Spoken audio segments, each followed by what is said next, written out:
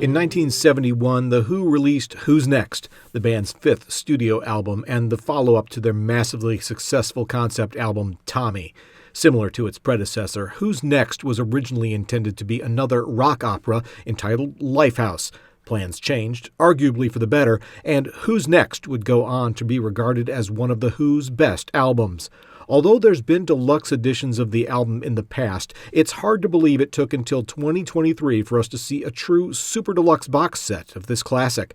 And not just a super deluxe set, there's actually 7 different versions of the album on the way. In this video, I'll break down the differences between the various editions and make my recommendations on who each version might be best for based on content, format, and of course, price. Let's go ahead and start with the crown jewel of the collection, and that's the Super Deluxe box set. This massive 10 CD, 1 Blu-ray audio set is jam-packed with both music and swag. Let's start with the swag, which consists of a hardcover book with notes and photos about the making of the album. There's a new graphic novel illustrated version of the Lifehouse story. There's 2 replica posters, 2 replica concert programs, a set of 4 buttons, and a replica autographed 8x10 photo.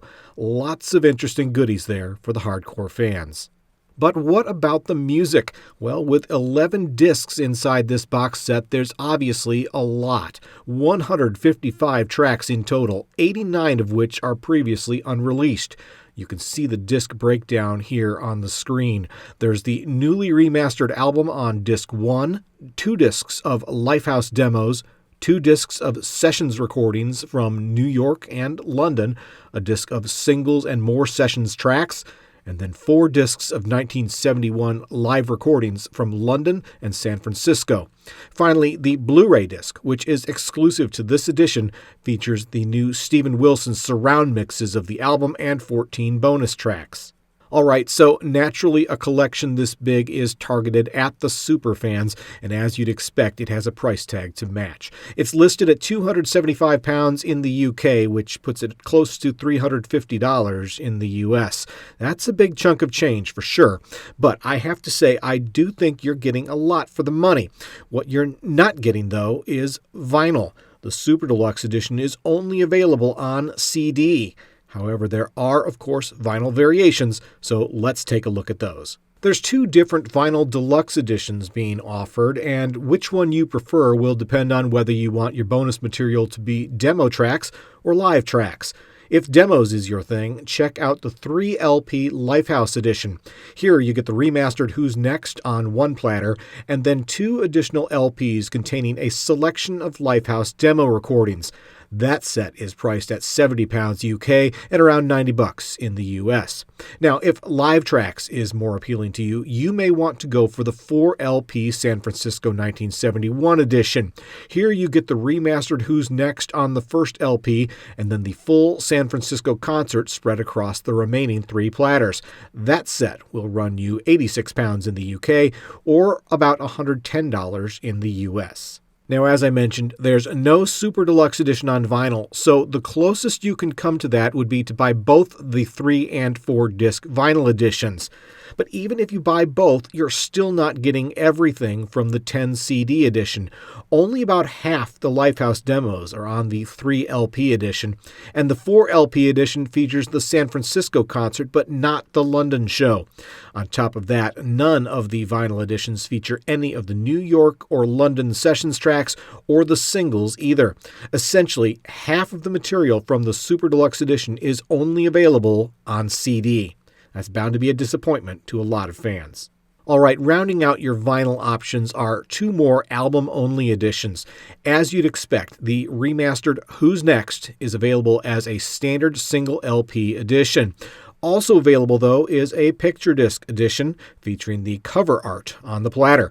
Either one would be a solid choice if you're a vinyl fan on a budget. Finally, let's move back to the CD format. There's 2 more editions available on CD, the first of which is, of course, the single disc version of the remastered album.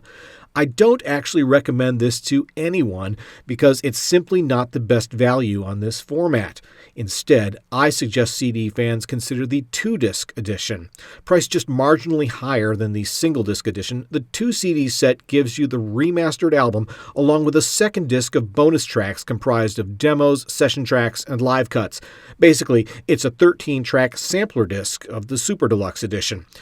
To that end, I have to say I'm disappointed they didn't go with a 3-CD edition featuring one bonus disc of demos and one bonus disc of live tracks.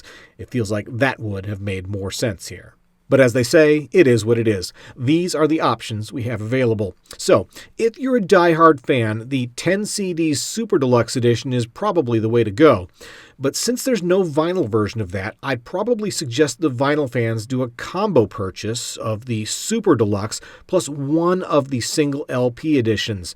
That way you get the vinyl experience of the original album plus the complete collection of bonus material from the big box. If you're exclusively a vinyl buyer and you want a deluxe experience, either the 3 or 4 LP editions, or both, will be the way to go. But as I mentioned, neither option gets you everything from the Super Deluxe set. It's simply not all available on vinyl. But if it's the core album that matters most to you, or if you're on a limited budget, either of the single LP editions are winning choices, or the 2-CD edition for a little extra music still at an affordable price. So there you go, 7 different versions of Who's Next by The Who, all scheduled for release on September 15th. If you're thinking about adding one of these sets to your collection, be sure to check with your favorite local record store to get yours on pre-order. And by the way, be sure to leave a comment to let me know what you think about the different versions being offered and which one you're choosing. Once again, my name's Kyle, and this has been Track by Track, music reviews, news, and commentary. Thanks for watching, and I'll see you next time.